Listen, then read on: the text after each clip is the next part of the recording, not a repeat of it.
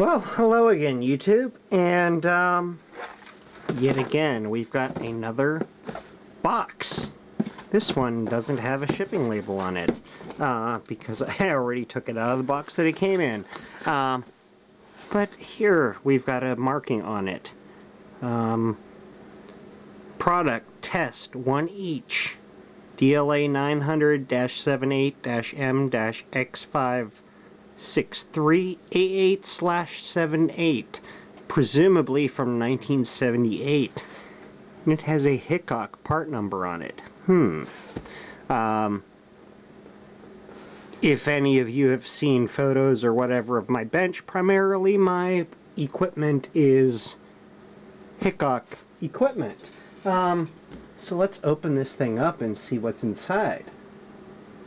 Well, if I can find where I put my knife, that is. It's around here somewhere. Oh, forget it. We'll use a screwdriver.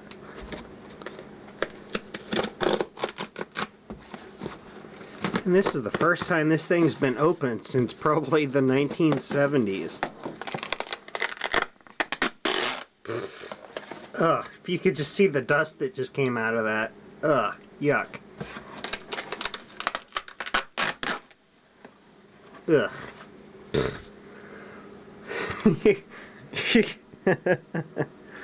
Gotta love that old tape.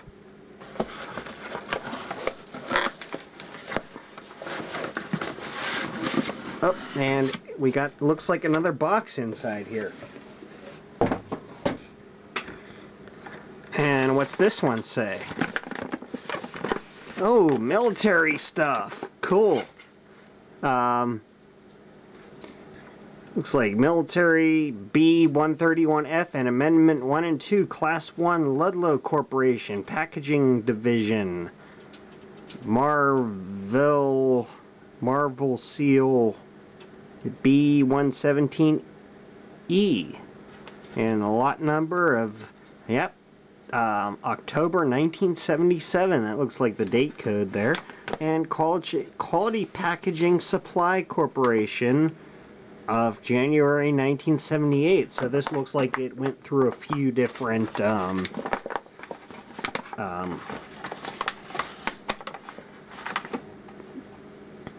processing depots, or whatever you would want to call it.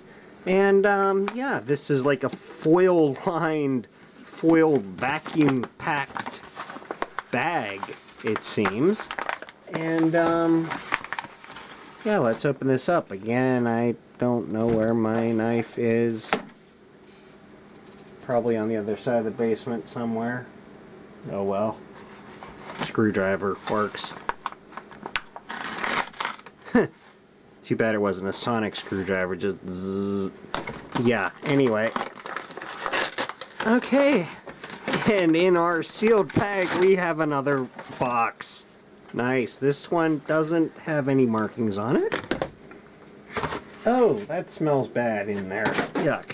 Ugh.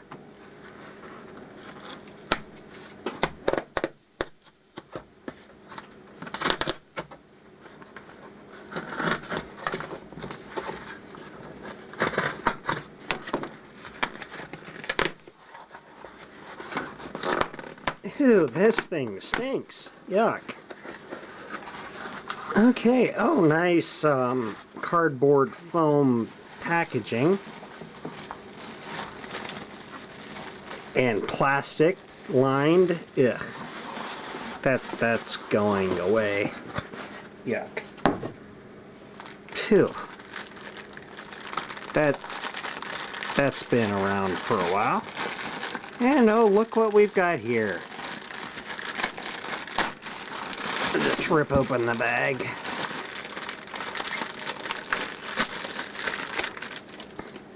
A probe. Awesome. Crusty, kind of, a little bit.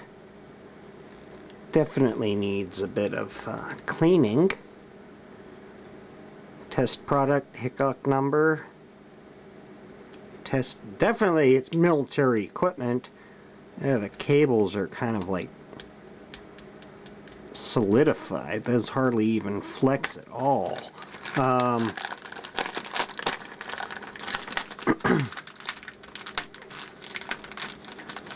And this thing really smells bad.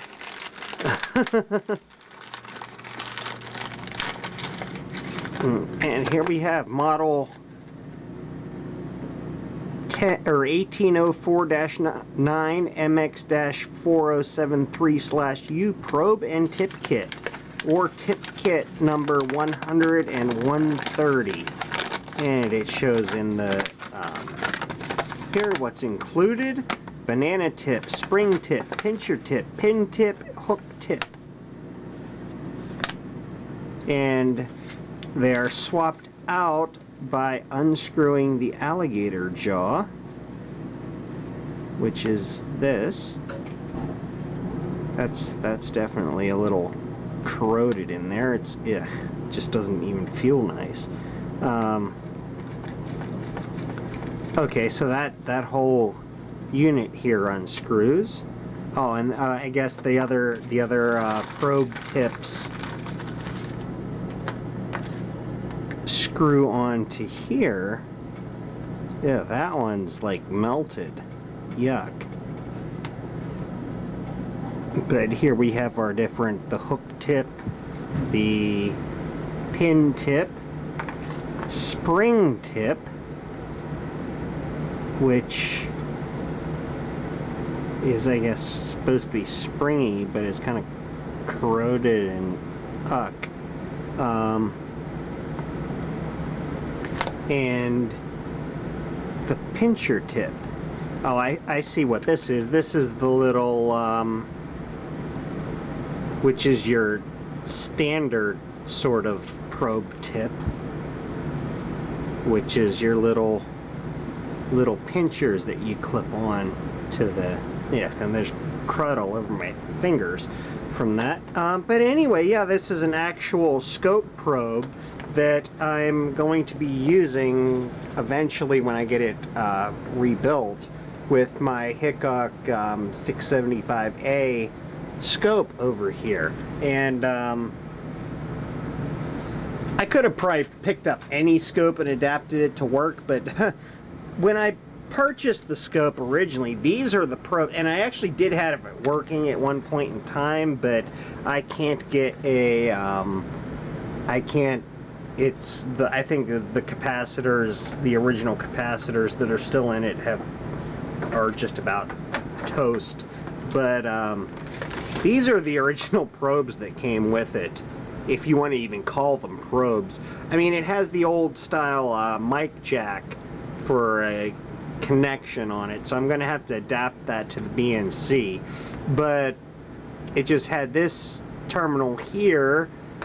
Well, this I had added on for testing, but it's just two alligator clips on here, and our other quote-unquote probe, which is this here, which definitely was homemade, and that's the main signal and the grounding. Although normally I would think that the resistance would be on the main line, not on the ground, but I don't know. This is what came with it. I've never actually used the scope to actually probe anything. I was just playing around with it, hence the RCA input jacks.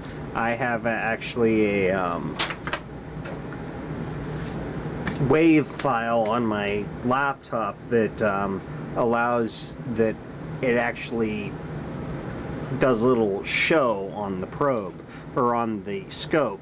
But yeah, so we'll see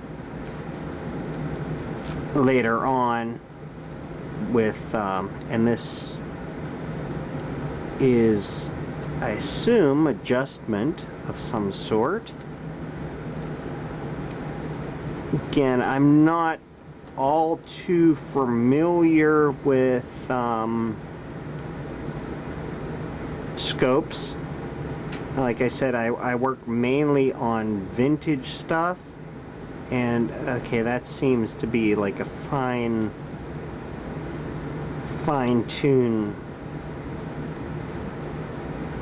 that screws in and out like that.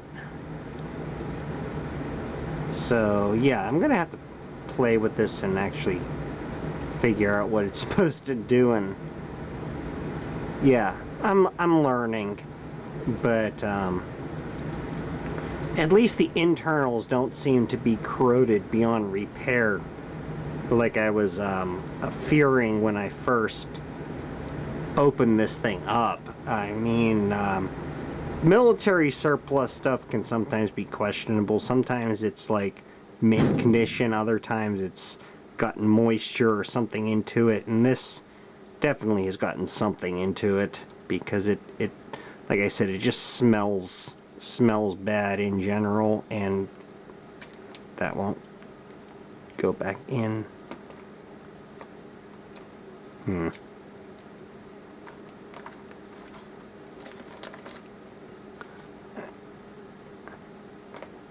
That looks like a screw on. Yeah, that's a little screw on coaxial connector there.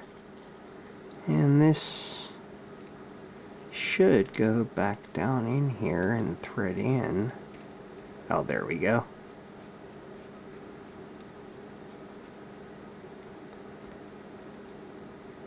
Although it doesn't, the threads don't seem to be catching on anything.